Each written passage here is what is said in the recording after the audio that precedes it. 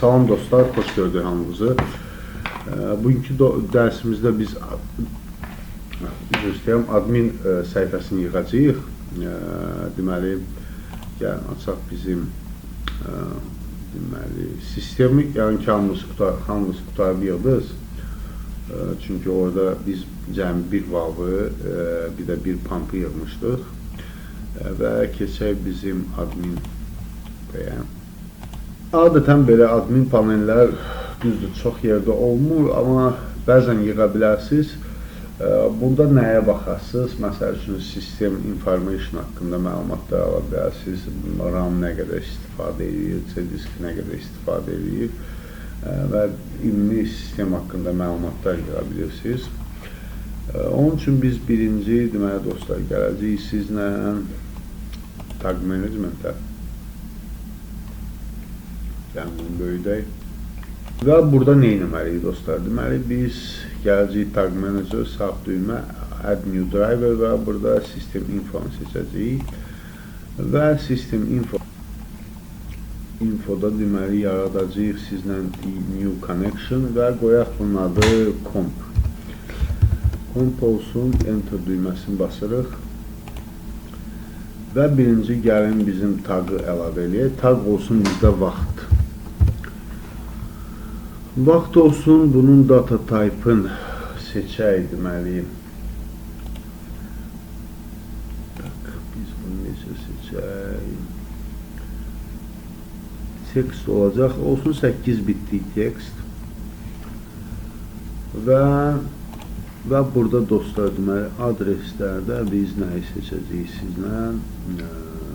Function, deməli, time. Tam olsun belə və ok düyməsini basacağıq. Bir dəqiqə dostlar, burada bizdə axı lens buradadır, mən də baxmıram. Deməli, lens olsun 12. İkinci deməli olacaq bizdə tarix olsun. Tarix və burada seçəcəyik yenə də 8 bit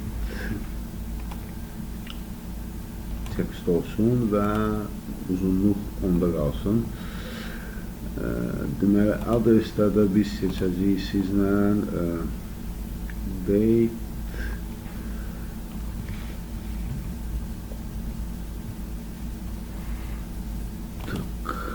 month, day ya da day olsun belə.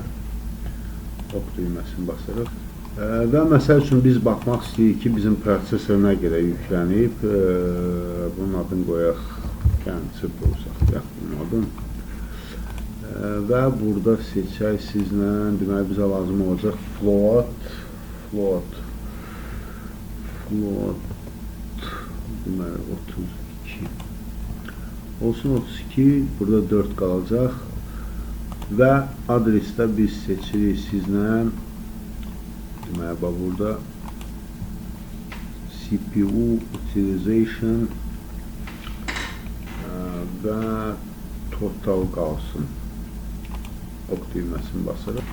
Və növbəti məsəl üçün biz random access memory-ni istəyiriksə RAM seçirik və burada yenə olsun floating 32, 4-də qalsın və yenə də burada dostlar seçəcəyik. Deməli, burada deməli dostlar olacaq bizdə available memory qalsın, free memory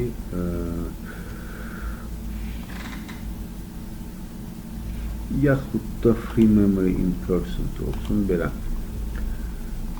Və növbəti bizdə olacaq C-diski yazacaq belə, diski və deyəmin dostlar, burada səhv eləmişik, burada floating olacaq.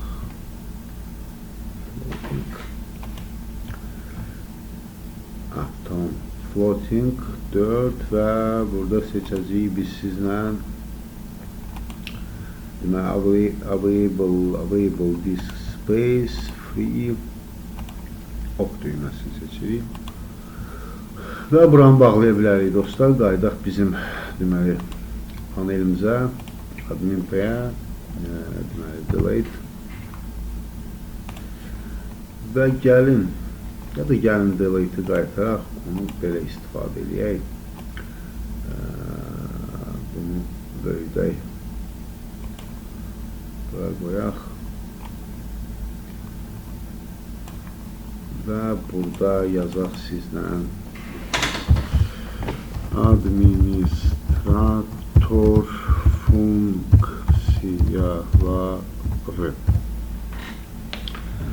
funksiyaları və gəlin baxaq propertiesdə biz nəyi dəyişə bilirik.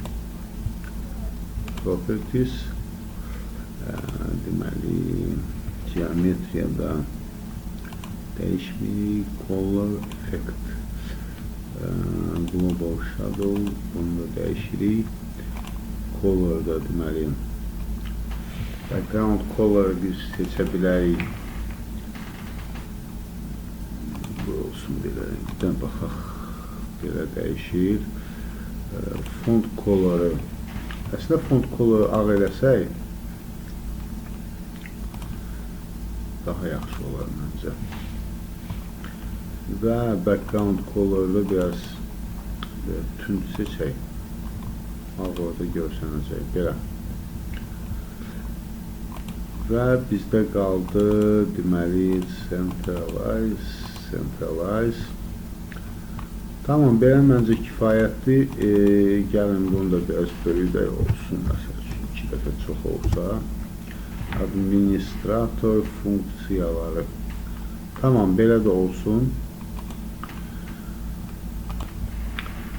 Və bugünkü dərs bu qədər dostlar. Növbəti dərsdə biz artıq bu hissəni əlavə edəcəyik və bizim çıplığını load memory-ni çıxardacağıq.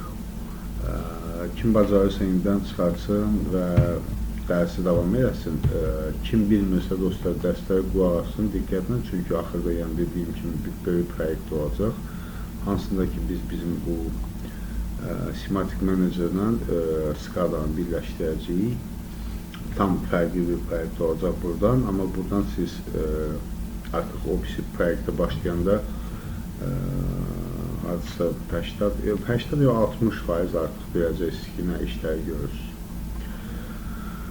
Çox sağ olun dostlar, təşəkkür edirəm hamınıza. Kanala abunə olmağı yaddan çıxartmayın və videonu bəyəndinizsə like qoyun.